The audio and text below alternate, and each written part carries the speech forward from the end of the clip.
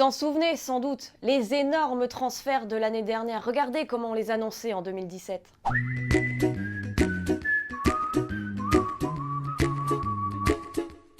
Mais quand il s'agit d'un énorme transfert, en 2018 maintenant, on fait comme ça.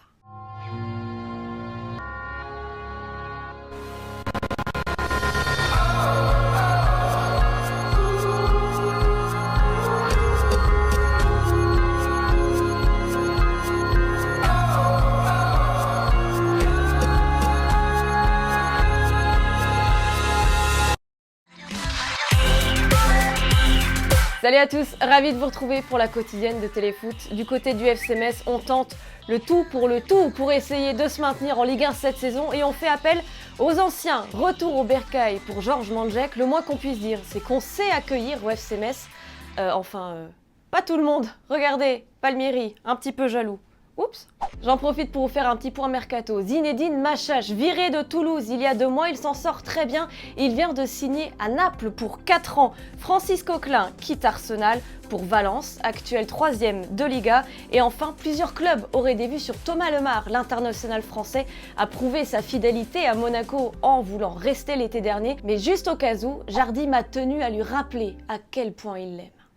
La réponse est claire, toujours je veux garder Lemar. Si je reste ici pour 10 ans, je veux rester Lemar avec moi 10 ans parce qu'il est jeune, il a une très bonne qualité, c'est un gamin que j'aime beaucoup.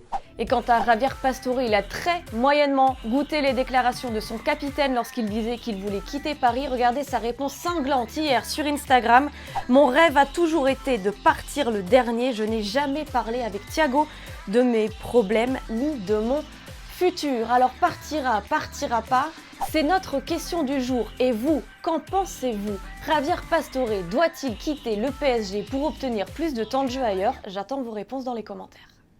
C'est la mi-temps. Dans la quotidienne, le plus beau geste technique de la semaine est à mettre à l'actif de Marius Sumudika. C'est l'entraîneur de Kayserispor en Turquie. Une feinte sublime, mais alors sublime.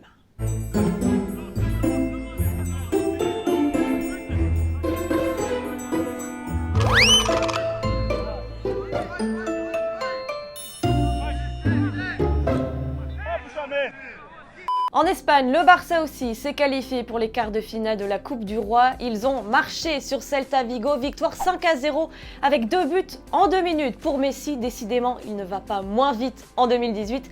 Et d'ailleurs, le tirage au sort a été effectué ce matin. Regardez, 2 derbys. Il y aura Leganés contre Real Madrid et l'Espagnol contre le Barça. Hier, on vous parlait de ces nouveaux bugs de la goal line technologie pendant la Coupe de la Ligue. La LFP n'a pas tardé, elle a décidé de geler son contrat jusqu'à nouvel ordre en attendant de voir quelle suite donner à cette nouvelle technologie qui ne marche pas toujours très bien. Et hier, on vous demandait aussi si Mario Balotelli était dans la forme de sa vie. C'est assez serré sur Instagram, mais vous êtes quand même 55% à penser que non. Milady, toi tu ne suis pas la majorité. Pour toi, c'est oui. Balotelli donne beaucoup pour Nice, il est moins râleur, moins feignant. Il a fait un très bon choix en signant à l'OGC. Mais là, Edja, toi, tu as tendance à penser qu'il n'est pas encore au top, sinon Nice serait mieux classé. Attends, ils sont quand même 6e désormais. Et sache que Nice profite beaucoup de Mario Balotelli. Quand il marque, il gagne quasiment à chaque fois. En revanche, quand il est absent ou quand il est muet, c'est quasiment la défaite assurée. Comme quoi, c'est vraiment leur porte-bonheur. Nice qui va tenter de confirmer ses progrès de fin d'année lors de cette reprise de la Ligue 1 ce week-end. On verra aussi si Bordeaux parvient à sortir la tête de l'eau ou si Paris s'impose à Nantes avec ou sans Cavani. On le saura dimanche. En attendant, la 20e journée commence ce soir avec Strasbourg-Guingamp. C'est la fin de la quotidienne, merci de nous avoir suivis tout au long de cette semaine Téléfoot, ça n'est pas fini. Rendez-vous dimanche à 11h sur TF1, il y aura notamment une interview exceptionnelle d'Adil Rami qui nous confiera tout sur ses ambitions à l'OM et son rêve de jouer la Coupe du Monde cet été. Lundi, vous retrouverez Thomas. En attendant, excellent week-end et évidemment on se quitte en images et en musique. Ciao ciao, à très vite.